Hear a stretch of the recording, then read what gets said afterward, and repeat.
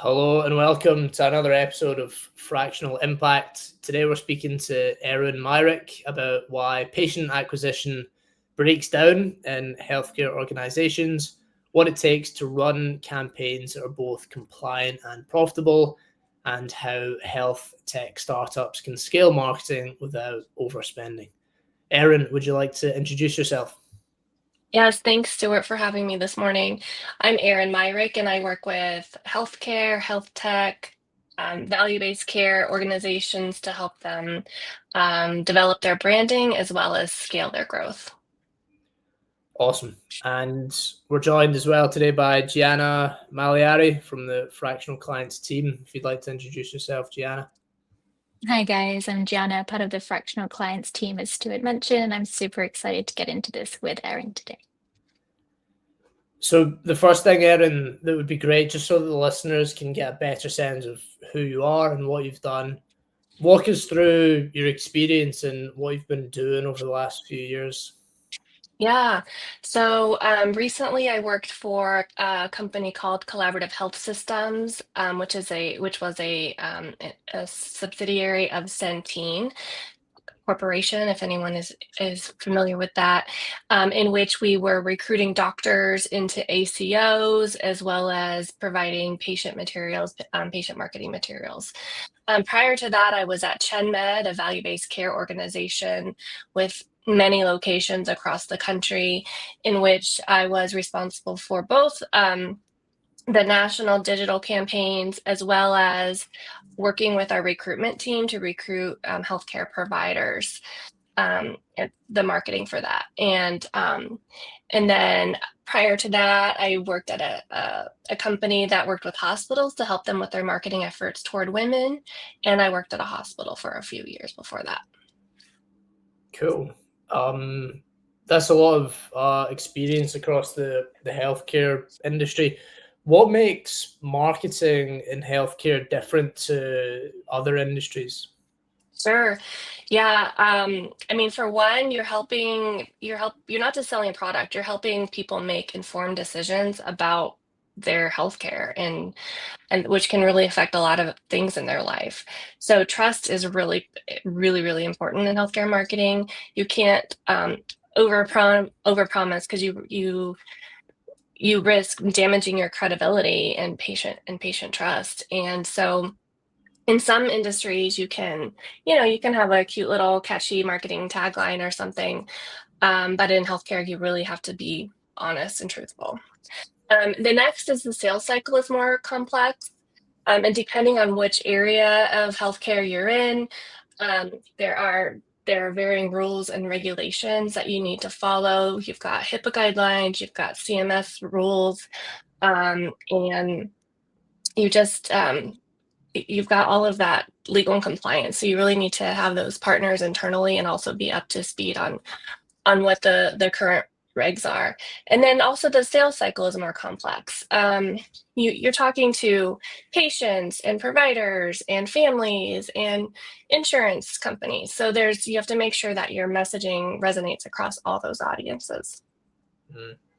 Yeah, we did a podcast episode with a CFO in the healthcare space, and yeah, it sounded like a total nightmare for him from a logistics perspective, dealing with the patients versus the insurers versus it sounded totally complicated, to be honest. How does that translate from a marketing perspective? You mentioned there that you want to market to all of these different types of customers, I guess. How, when you're creating campaigns, etc., how does that influence what you're doing? Yeah, so this is where I think integrated takes on a broader meaning than it may in some industries. So you're not just talking about the different channels, you're also talking about ensuring you've got different messages for those different channels and determining which audience is going to be at those channels. So for example, most recently I've been working in the Medicare Advantage space. And those patients, the boomers, they're on Facebook. So we had very targeted messaging on Facebook, but they're not going to be on LinkedIn, right? So that's where we can speak to providers, and we can speak to the insurance companies. And then you've also got the families, and they could be anywhere, because they could be spouses, they could be children, they could be, brothers and sisters. So it's just consistency with your messaging, even though the copy may vary, but you still want to make sure you have like a consistent brand. Yeah. One of the impressive things you've done is you helped achieve a 30% year-over-year patient acquisition growth rate at ChenMed. How was that possible? What kind of went into the marketing side of things to drive that? Yeah, so first we did this in a few ways. We really dug into our response times, and we discovered that these leads were coming in and sitting there for days. And so we were able to establish a new process in which they were getting called back within minutes. And as you can imagine, that significantly increased our conversion rate without spending any money. So that was number one. Then we built out integrated digital campaigns with an always-on campaign that allowed for local customization. So this allowed this broader reach, but also helped us stay relevant to each community. And then finally, we didn't just focus on acquisition. We looked at retention and lifecycle marketing. As you know, it's more expensive to recruit a new customer than it is to retain it. So we made sure that we were working on that retention piece as well. We also had a win-back campaign to try to bring back some of those patients who left our practices. Interesting. I'm curious because obviously I grew up in the UK where the healthcare system works totally differently. And really, if you have a small problem, you go to the local GP. If you have a big problem, you go to the hospital, and that's basically it. With your work in healthcare providers, so not necessarily health tech or anything like that, for actual health care providers, how do you get across to your prospects, I guess, that when they have a medical problem, they go to you? How does that work? So I will say a lot of it is just a difference in cultures between the US and the UK. So I think some of that is ingrained, but not always. There are many people who have just always gone to the emergency room for any problem. So there is that educational piece to ensure that they know when they can and should go to their doctor. And one of the pieces about value-based care is you've got your primary care provider who is your main point of contact. And ideally, they're working with all those different providers that you may see. But if you go to an emergency room, your regular provider isn't necessarily going to get that information. So having that continuity of care is really key, and really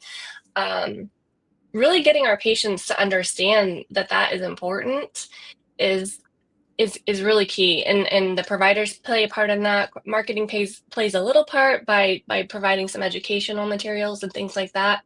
But one of the things, like just an example of something that we've done in the past, is creating like a poster or a flyer that says, this is when it's really important you should go to the emergency room, but otherwise, you can call us or come in.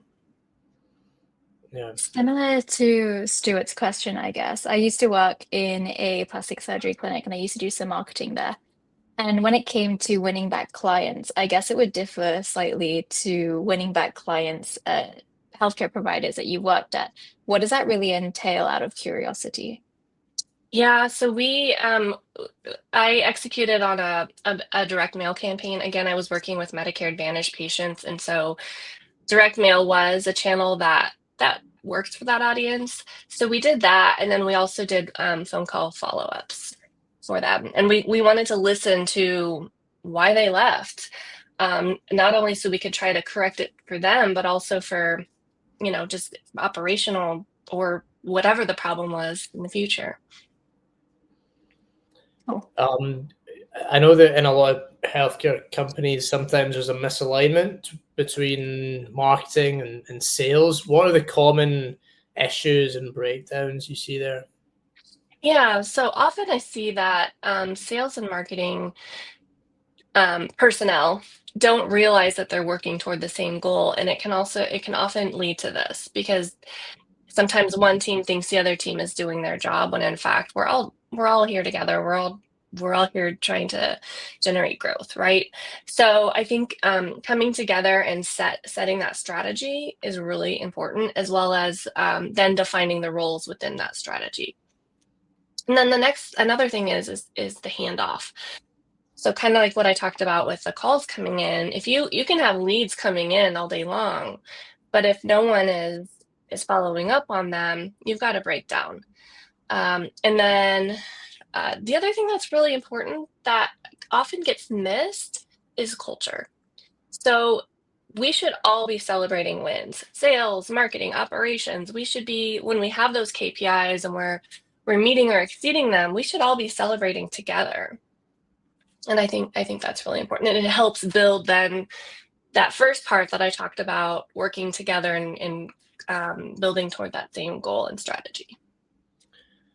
When you're saying about, culture and alignment and stuff like that, what role do the actual healthcare providers play there? So like the doctors, the nurses, the people that ultimately patients are going to see and get advice and help from, do they play any kind of role in that culture of the sales and marketing, or are they like purely delivery and they're kept out of that side of the business? No, absolutely. They play a huge role. I mean, when I was at ChenMed, we used the doctors a lot for our commercials. We did patient testimonial commercials, and sometimes they were just there as more or less actors, but they also would have their own testimonials, and patients would see them on TV. But I do think from the front desk staff to IT, everybody plays a role in that culture. And again, I think having shared goals can help with that, and celebrating those goals as well. Yeah, it makes sense. Obviously, one of the biggest ways that any kind of companies can grow more easily and that kind of thing is through reducing their cost to acquire a client, or in this case, a patient. What's the best way to figure out how to do that for a healthcare company? Sure. So I think one of the biggest areas to look at is inefficiency. So you got to take a look at that, and it's not the expensive media that you're spending money on. It's breakdowns within your own systems. Um, so look at the entire patient journey and look at those inefficiencies holistically, and see where things are falling short. And then after that, you can focus on conversion and making sure that the business is ready to respond. If you're getting leads coming in and nothing's happening with them, then there's a breakdown.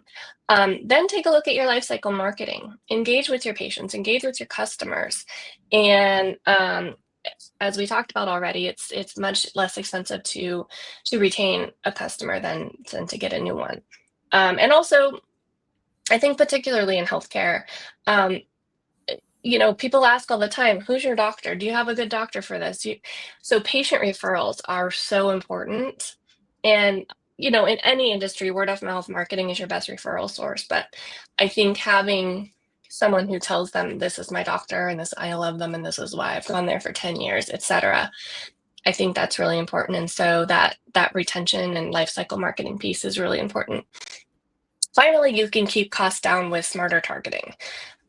So you use your data to identify the right prospects at the right time, and then you develop that creative for them to respond to. And of course, you test along the way. That's part of marketing is doing that testing. Yeah, for the healthcare industry, where like for example, for us, you know, in the B2B space, it's very easy for us to identify where a lead came from, you know, whether it was from cold email, cold LinkedIn outreach, whatever it may be. But, you know, for healthcare providers, you're not going to get that many patients that walk in the door and say, hey, I'm here because I saw a Facebook ad. You know, how do you figure out where your patients are actually coming from, and, you know, how do you measure the ROI and the success from different channels and campaigns? Yeah, so I think so that you're talking a little bit about attribution, which is really helpful. If you can get that set up, but like you said, it can be challenging. So I think what's key is to measure your ROI, is to determine what that R return means in this instance. Is it new patients? Is it retained patients? Is it new providers? Is it retained client or contract with an insurance provider?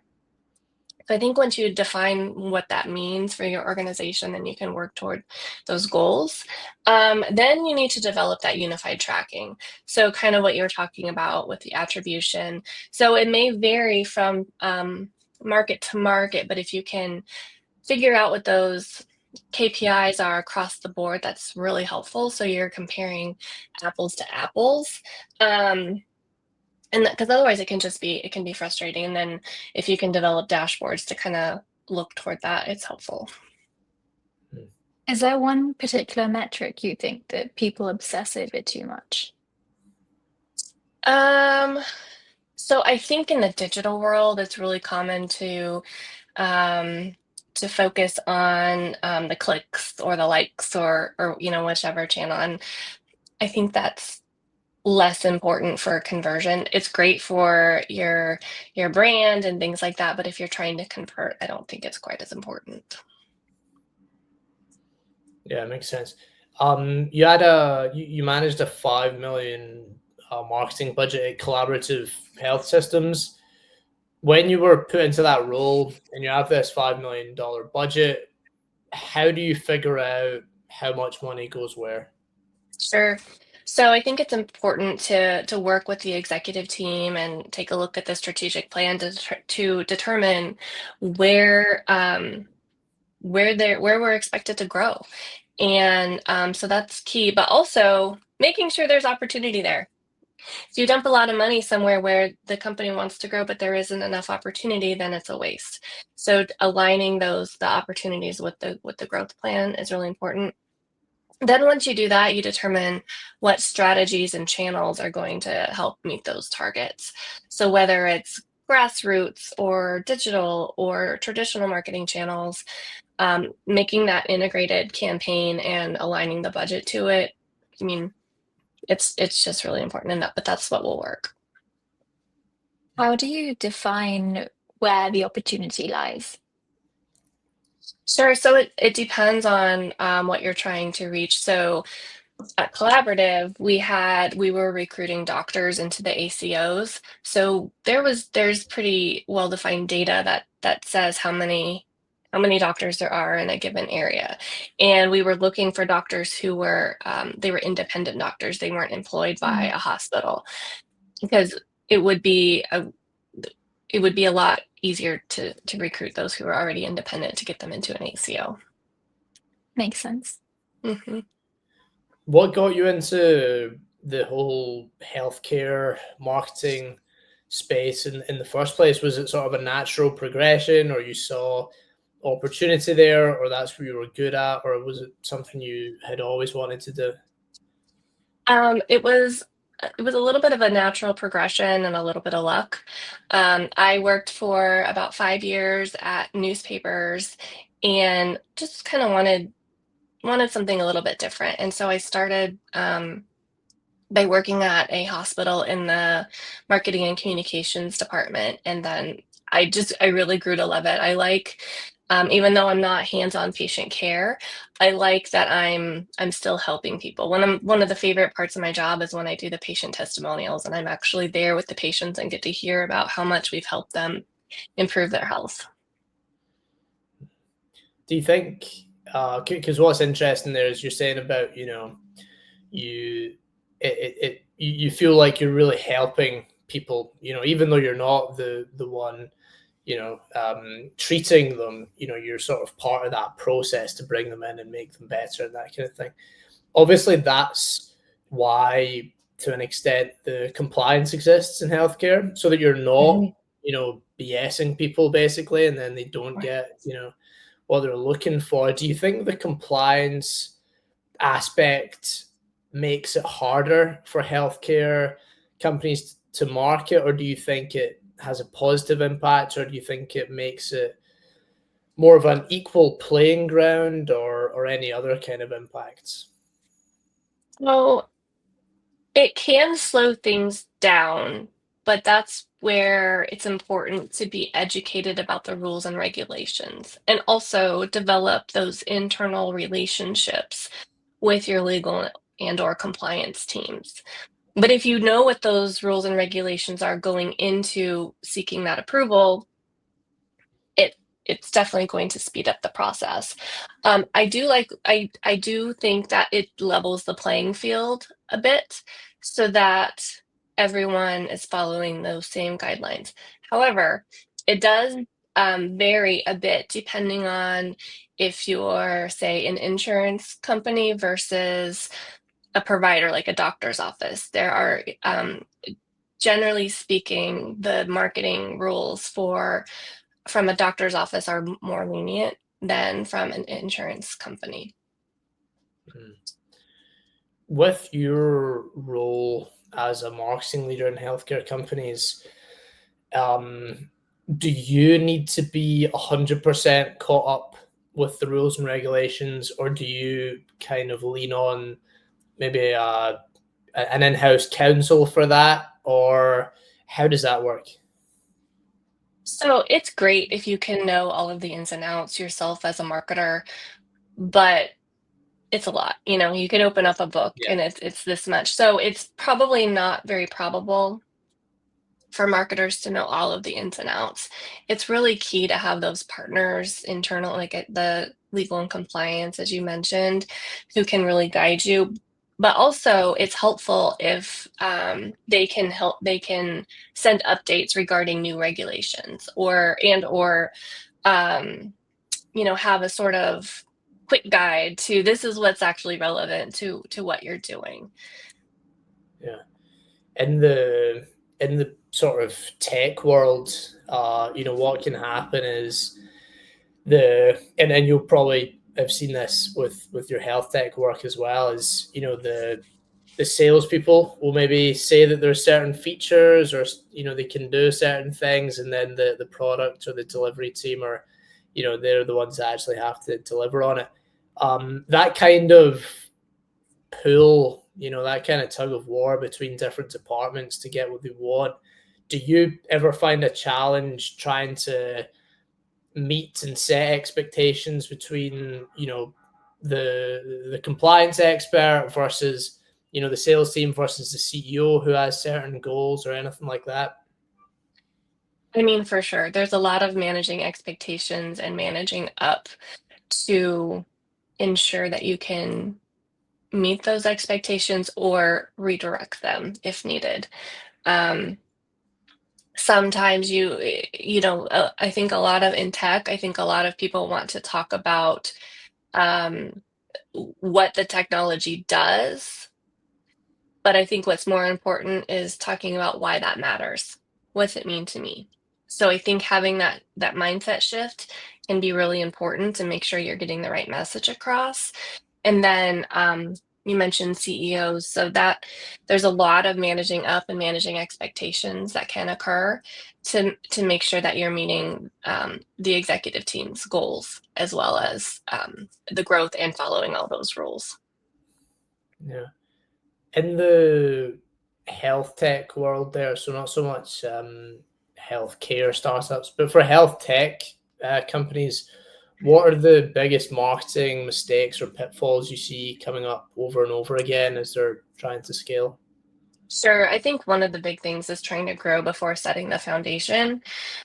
So if you don't have your your operational processes in place, but then you start marketing, it can be a problem. The same with if you haven't built your brand foundation and you start sending out messages that are unclear or just don't really say what they should be saying. I think that's a big mistake that can occur because people get excited. The marketing and creative part is the fun part, and people just want to get it out. But really, you need to, take your time and get that that foundation set first. Then I think if you skip operations, it's a problem. It's very related to the first one. If you can't handle the volume that's coming in, then you're going to have leads go cold, which then you're wasting your marketing dollars.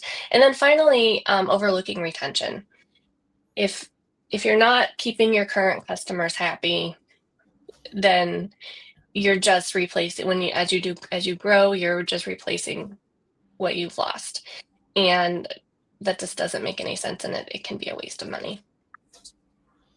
As a marketer, obviously you'll be focusing, I would assume, most of your time on the patient acquisition side of things, but how much time goes into figuring out that retention piece, since it is underrated and very valuable?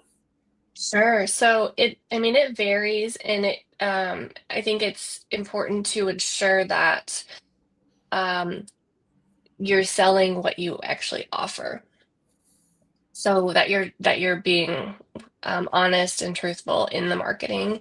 So, and then I think if you can do feedback surveys, that's important to make sure people are happy, or how was your visit, or how was your appointment with your doctor? Just having a quick little survey is really important as well. Are there certain sort of, benchmarks or KPIs that you use across the board to figure out, where the problem might be?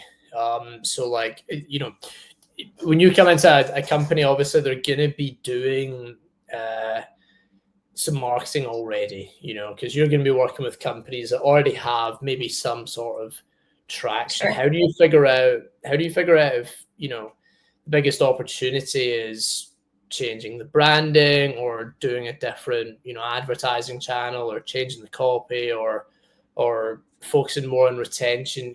How do you kind of figure out exactly the best opportunities? I think data is key here.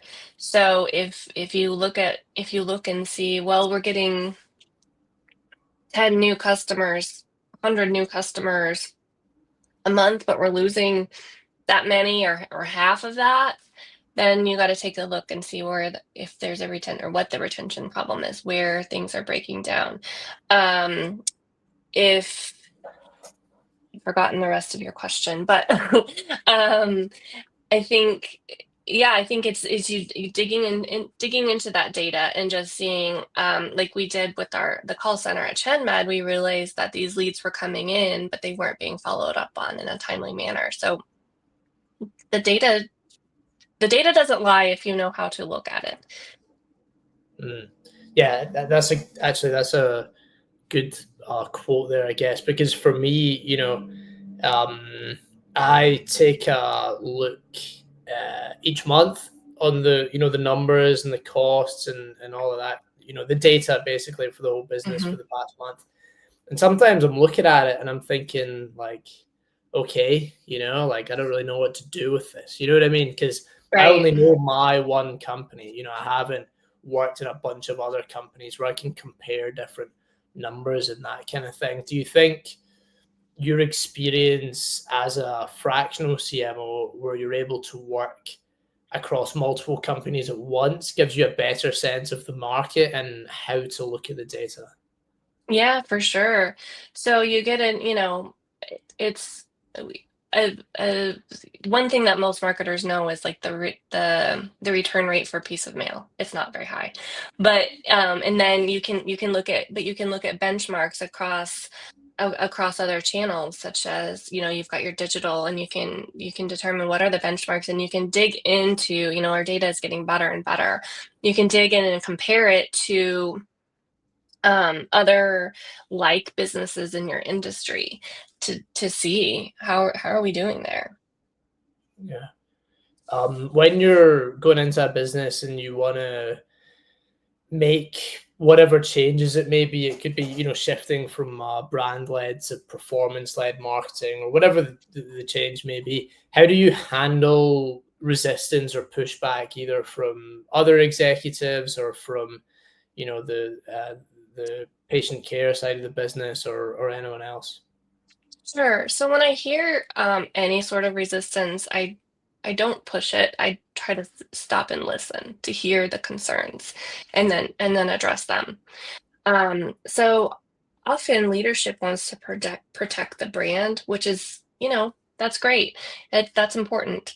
Um, Especially in healthcare where trust is a non-negotiable. It's so important. So I frame the shift as an evolution, not a replacement. So I think you can, in performance marketing, you can still you need to align the brand with that performance marketing that you're trying to do. So, and then loop in those executives on those small wins. You know, if you do a pilot or you do some A/B testing or some, you know, quick campaigns with a quick win, loop in those executives so they can celebrate with you. And then by treating them as partners, not critics, then you really get to build that team. And I think that's just so important. And I've run into, you know, I've made mistakes in my past where executives were not looped in and they didn't know they felt like they didn't know what was going on. And so if you can build those dashboards that they can take a look at and have that stream of communication, I think it's just really important. Yeah. Yeah. It's so easy to kind of make that mistake where you're, you know, you're getting deep into something and you're making progress and you're happy about that, but you almost forget to show it to everyone else that's relevant, Yep, you know, so that they're on board as well. exactly. What role does trust play in the marketing that you've done across health tech and healthcare and things like that? And how do you actually build it with potential customers? Sure. I mean, I think it's the foundation of, particularly in healthcare marketing. If the patients don't trust us, then there's no amount of advertising that's going to change that, right? So you got to develop messaging that's consistent and honest, simple, and it does not overpromise. And then consistency is so important as well. So from every interaction that the patient has, from the first phone call to checking in at the front desk to the nurse when they first get in the room to the doctor to the website, everything needs to be consistent with the brand and the messaging.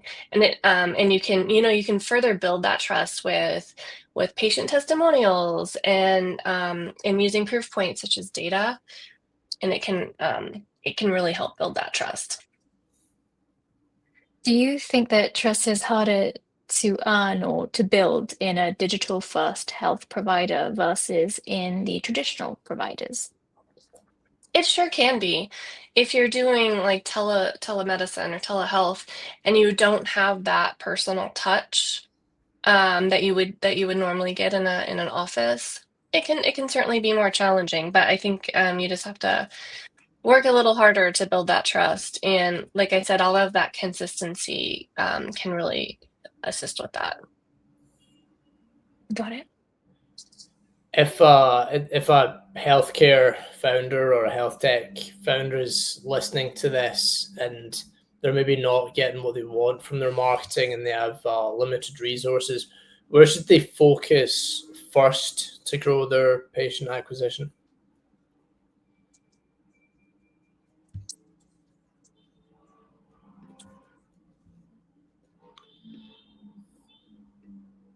I'm sorry, my connection I think went bad for a moment there.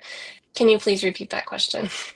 Yeah, no worries. I was saying if a healthcare founder is listening to this and they want to be getting more from their marketing, but they have limited resources, where should they be focusing first?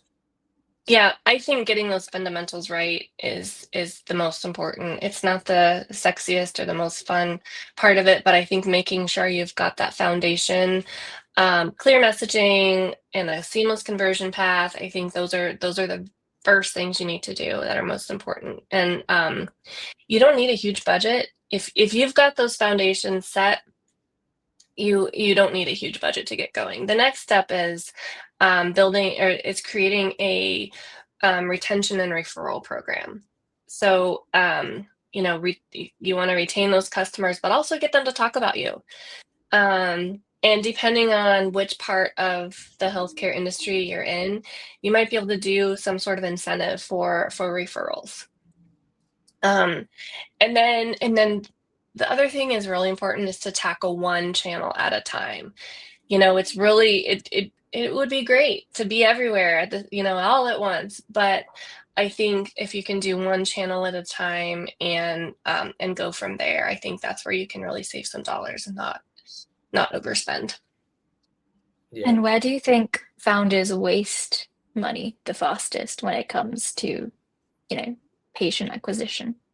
Sure, I think it's really easy to just kind of do the spray and pray method. Put all of your messaging all over the place and just hope that it works. But also, I think again, if you don't have those fundamentals set up, you can waste a lot of money. If you've got leads just sitting there going cold, they may move on, or they forgot that they even requested information. So I think that setting that foundation is just so important. But if you don't do it, it's an easy way to lose some money. For small companies, it's commonly the case where maybe you have one marketing or business development channel that is giving you a great return and maybe giving you a lot of your business, but you want to diversify or you're really getting the most you can from that channel and you want to go into other ones.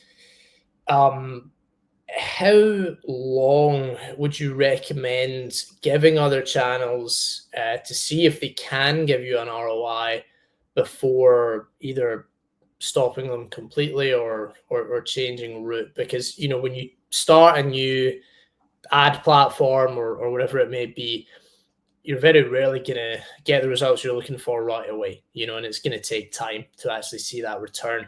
But you also don't want to spend too much time just burning money for no reason. What's the best way to go about that?